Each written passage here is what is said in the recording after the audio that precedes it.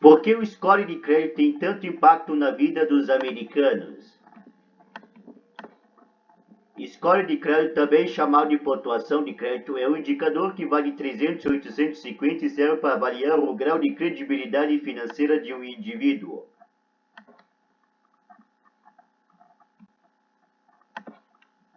Score de crédito, também chamada de pontuação de crédito, é um indicador que vai de 300 a 850, fotos de estimadas via BBC.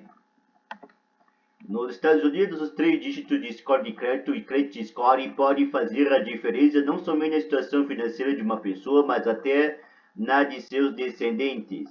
O score de crédito, também chamada de pontuação de crédito, é um indicador que vai de 300 a 850 e serve para avaliar o grau de credibilidade financeira de um indivíduo.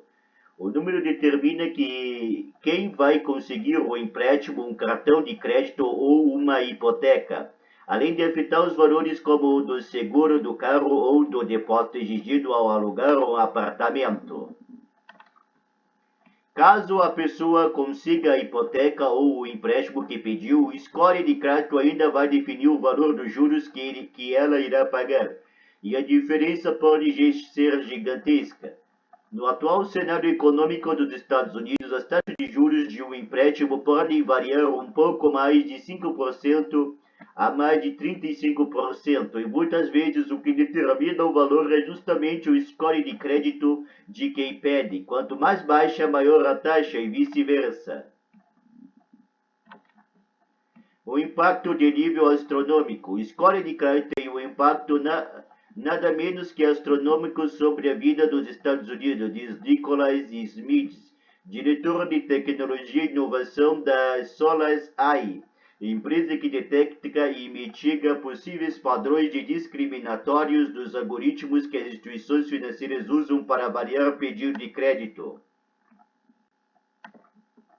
Esse indicador não afeta apenas a aceitação de um pedido de empréstimo, mas muito mais como o fato de poder ou não alugar ou comprar moradia. A falta de um bom score de crédito pode ter um efeito catastrófico em muitas áreas da vida. Acrescenta em entrevista à BBC News Mundo, serviço em espanhol da BBC. David Silberman, que trabalhou por uma década no Consumer Financial Protection Boreal, CFPB, explica à BBC News Mundo que, do ponto de vista do proprietário, faz sentido considerar esse indicador de credibilidade ao decidir a quem alugar seu imóvel e quanto pedir como caução. Já com relação ao seguro de automóvel, a questão é mais complexa. Por razões que não entendemos muito bem, há uma forte correlação entre o score de crédito e a incidência de comunicações de acidentes de trânsito. Explica Sir Berman, que atualmente é conselheiro sênior do Center for Responsible Lending, uma ONG focada em educação financeira para a população.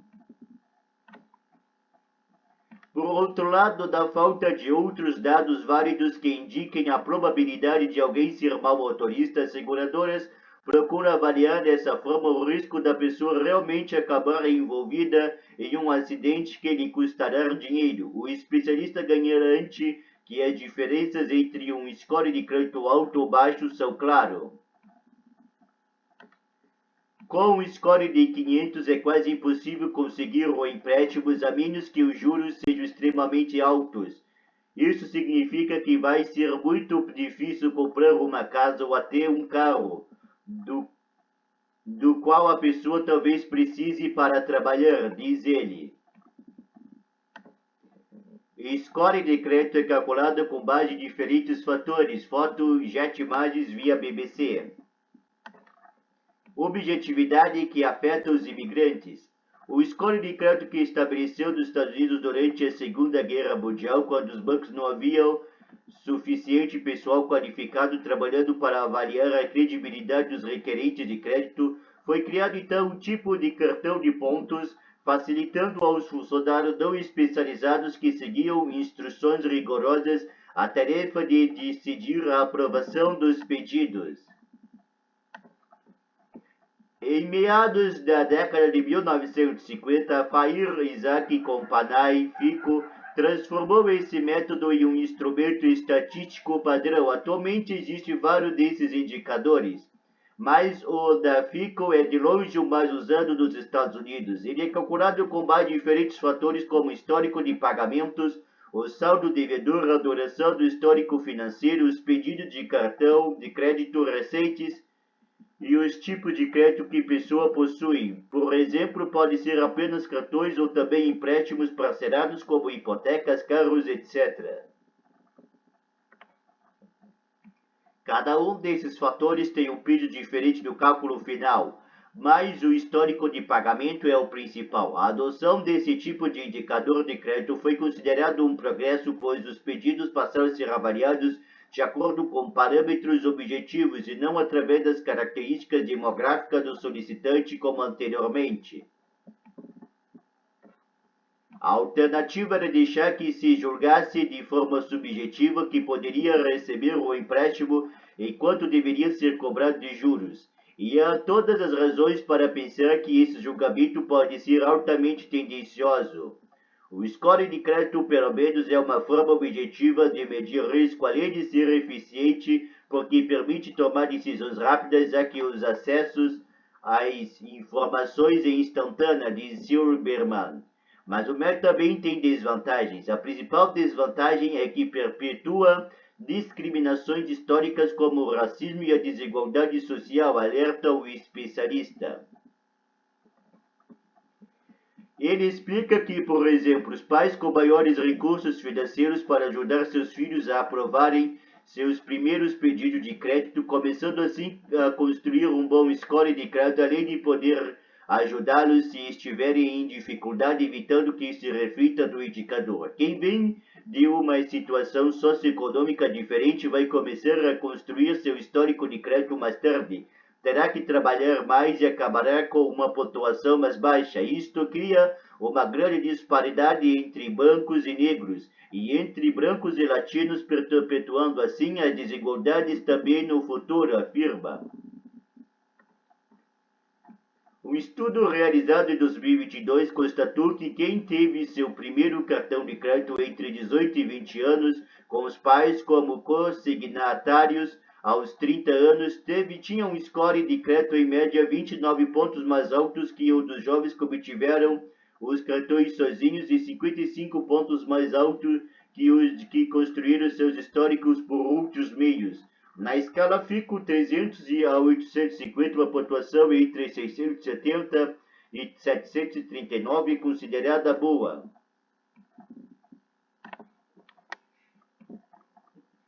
Dados da empresa de pagamento Shift Processing de 2021 indicam que o crédito score médio da população branca dos Estados Unidos é de 734, enquanto que dos afro-americanos é de 677. A média dos hispânicos está em 701. Em geral, esse sistema tende a oferecer melhores condições de crédito àqueles com pontuações mais altas.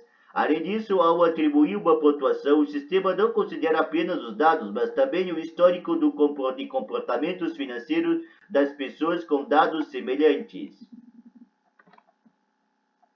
Nicholas Smith explica que o score de crédito impacta consideravelmente os imigrantes. Uma das características do score de crédito é que, para atribuir uma pontuação a alguém, o sistema precisa ter dados suficientes sobre a pessoa.